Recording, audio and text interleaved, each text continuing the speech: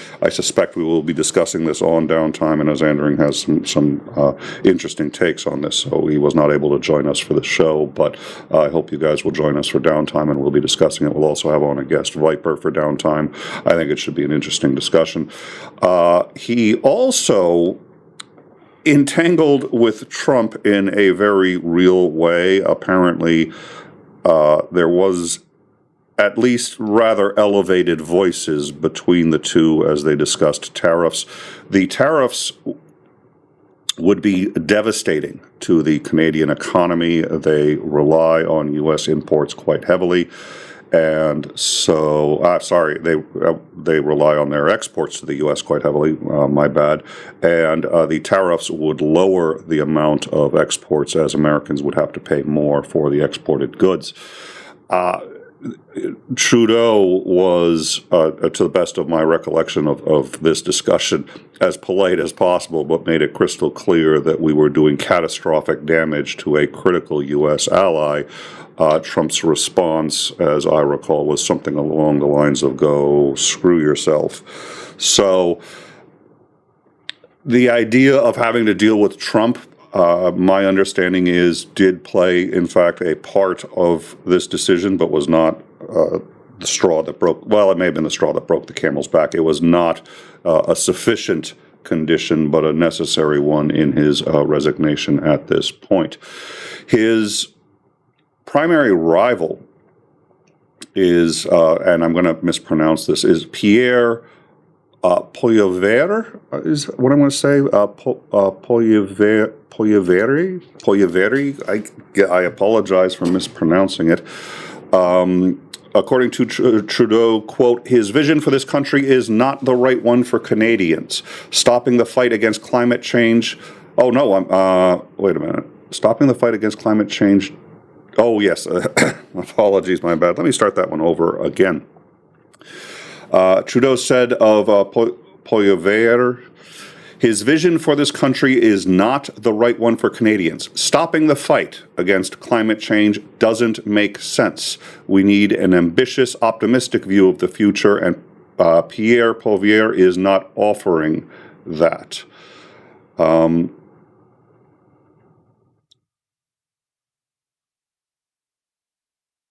Oh, okay, and I think I misspoke earlier. Poilievre is actually head of the far right-wing conservative party, and I shouldn't say far right-wing, but a right-wing conservative party, and is most expected to succeed Trudeau.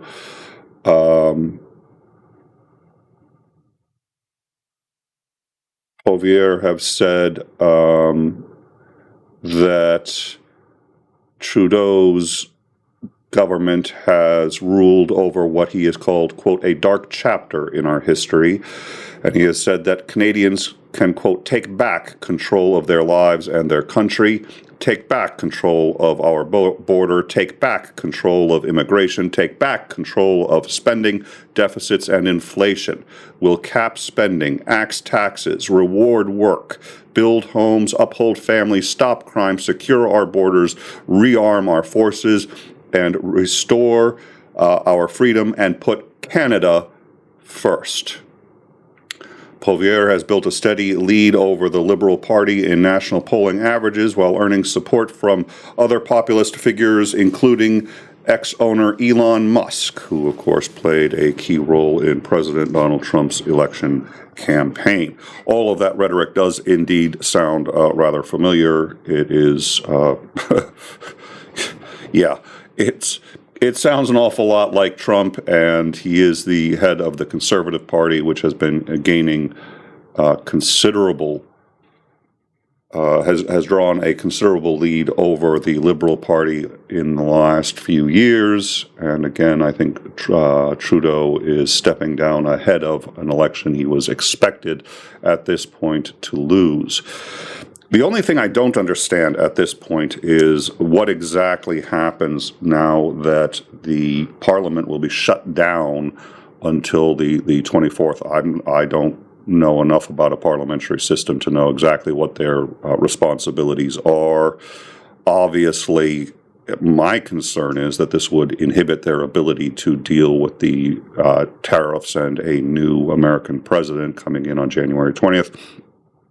Being shut down until the 24th strikes me as a significant problem. Again, Mr. Dawson may be able to explain this better. He is in the live chat.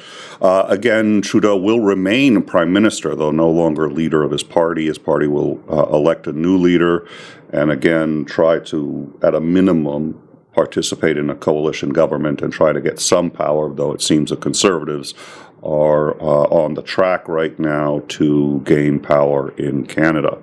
So that's where we stand. We will be discussing more of this tonight on Downtime. Join us with Commander Lance McMillan, 𝐒𝐨𝐮𝐭𝐭𝐞𝐫, and Viper as we talk about this and a few other topics that we were unfortunately not able to cover. Viper was otherwise preoccupied for our last Downtime.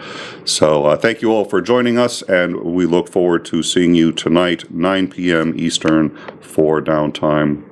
For those of you just joining us, Prime Minister Justin Trudeau of Canada has stepped down. He will serve as interim Prime Minister until the 24th, when new elections will be held. He has resigned as the head of his party leader and has asked for and received a suspension of Parliament until new elections can be held on the 24th. My name is Nicholas Suter, and this has been Overtime. Thank you.